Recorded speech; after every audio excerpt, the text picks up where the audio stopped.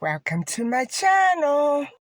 Okay, so we've talked about Ocean Club and his connection with Ocean Club. Let's move on to the really big sore thumb that sticks out in this whole case, and that would be the sniffing hounds and the car rental. And there are so many questions that come to my mind when I'm thinking and going over the facts of that scenario. And so what we want to do is take that scenario and try to insert the prime suspect into that scenario. And because the court could not find any evidence against the McCanns because none existed. The McCanns were away. This whole scenario, it's weird for the simple fact that the night that Maddie McCann went missing on May the 3rd, nothing was ever reported in the way of DNA and evidence in the flat from where she vanished. Nothing was ever said, nothing was ever reported. I don't know if maybe it was because the investigation was taking its time and things were being analyzed. However, the McCanns never rented the car until sometime in August. Now, in August, she went missing in May, and they didn't go home. They didn't go back to England. They stayed in Portugal. But they did take a trip to Rome, Italy in August to see the Pope.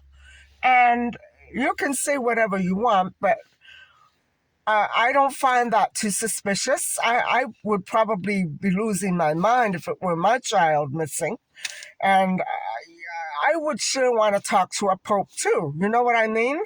But the thing is that the McCanns never rented that car. They rented it before they left for Rome. And it was parked there in the lot at Ocean Club. This is what I'm trying to say to you. And so when the police came with the sniffing hounds, It's so suspicious, guys. Why would they do that? Did they do that on their own? Or were they tipped off by the abductors? Now, I have to tell you that all these investigative police from Scotland Yard and Germany, they all think that, just like the McCanns say, she was abducted. They all think so. And so, why did the police not do an investigation of the car that they had at the time? I don't think they had a car rented at the time that she went missing. This is all really, really sketchy. So who was it that actually had the idea to go to the McCann's apartment and find DNA in the form of blood and go through the car that they rented and find DNA? Who was manipulating and doing all that? Was it the police, or was it the abductors who called the police anonymously and tipped them off? Who was it? Now, there was somebody who was very good in this case as to tipping people off, and that would be Nicole, the prime suspect's girlfriend. And so we're going to get to her in a little while. But if there were any roles played in this scenario with the Sniffing Hounds by the prime suspect and Nicole, it would surely fit here. I'm not saying that they're the ones, who did it, who called the police, or they're the ones who left the DNA there. But guys, this scenario, okay, there were two scenarios that allegedly framed the McCanns. That would be the car rental scenario with the Sniffing Hounds and Smithman. So besides this scenario with the Sniffing Hounds, there was this man called Martin Smith who saw, allegedly, Jerry McCann walking along a street near Ocean Club, supposedly, allegedly carrying a sleeping child, Madeline, who resembled Madeline. Now, why would Martin Smith, waited 2 weeks? Even though he was aware that Madeline McCann was missing and they were looking for her, he waited 2 weeks to call the police with that tip. Why implicate Jerry McCann when Jerry McCann has a perfectly good alibi already? Why? Why do that? So did the prime suspect know Martin Smith? Were they friends? Had they ever met before? Is there a connection there? That's the stuff that we have to look at, because how can somebody resembling Jerry McCann be on the street? And I know that in cases like this, confusing ones, sometimes people are actually made up to look like someone else in order to throw off the alibi. I'm just supposing. I'm rambling on, but we have to think of things like that when we're trying to figure these things out. And so we have to really examine the witness and whether or not he has a relationship, whatever it could be, with the prime suspect, right? We don't know. So I've already gone over the prime suspect's connection with Ocean Club. And so let's go back to May the 3rd and examine the phone call, which was supposedly made, it was allegedly between his girlfriend, Nicole, who had a disposable cell phone, we find out later, and I'm going to go over that, and the prime suspect. And the prime suspect was using the phone in the Ocean Club area on the night of May the 3rd. And so not only was he working there, he was there that night. If not that, in that area very close by. He was there, guys. He was there. And so now it's been proven that he did work there. And so that would have made his presence legitimate. However, with all the other things that he has stacked against him, I don't know how legitimate it really should be. You know, guys, this guy, he's really something else. He manages to be close by in so many other situations that it's so hard to ignore. I know that the evidence is just circumstantial at this point, but it's so weird. It's so weird. And so, okay, let's get to the photos. Wait. Before we go to the photos, there's one last point I want to make about the car scenario.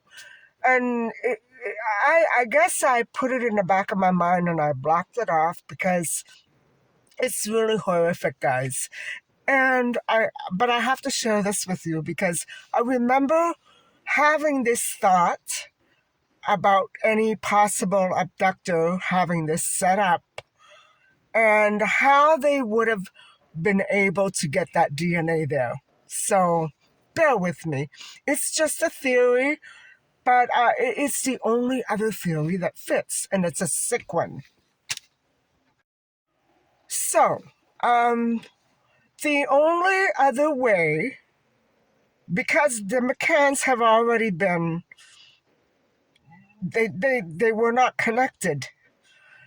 That's why the only other theory is this one. The abductors tip off the police right after they go back to the scene with the body or with Madeline, either one or the other. It was still Maddie.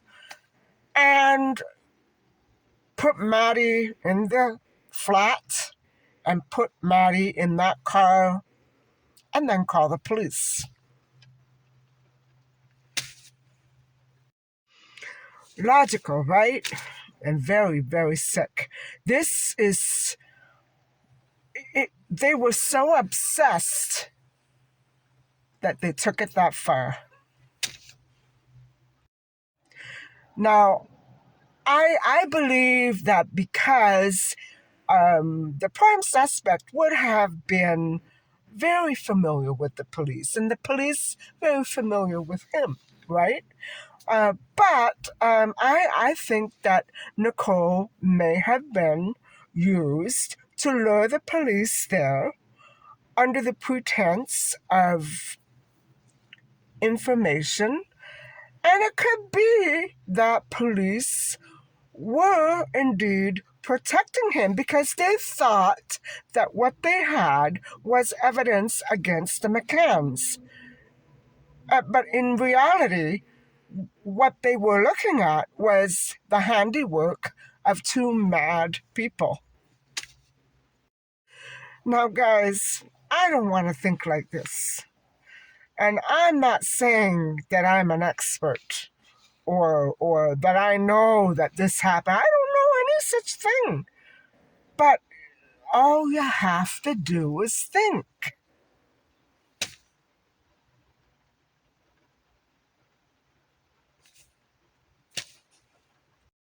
And in all this, we still don't know who the heck rented that car out on May the 3rd. We don't know. And instead of going after the people who did rent the car, or the people who probably tipped off the police and put Maddie's body there, they went after the McCanns. And not only did they go after the McCanns, Amaral wrote a book against them. After the trial, did not find any evidence against him. Can you believe that?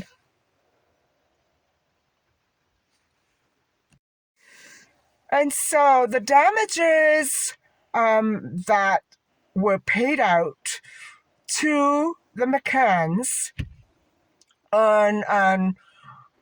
when they sued Amaral were all taken back. They were all taken back, guys. And what was the excuse for that?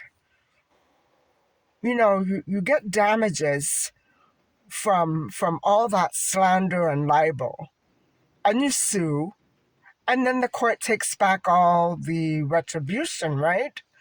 Under what pretense? With what logic? With what lame brain excuse? Well, the excuse was that Amaral's book was freedom of expression. And so the McCanns did not deserve any retribution for the libel against them. That is not how the law works. That is how cover-up works. Amaral, tell us who rented that car. Just tell us.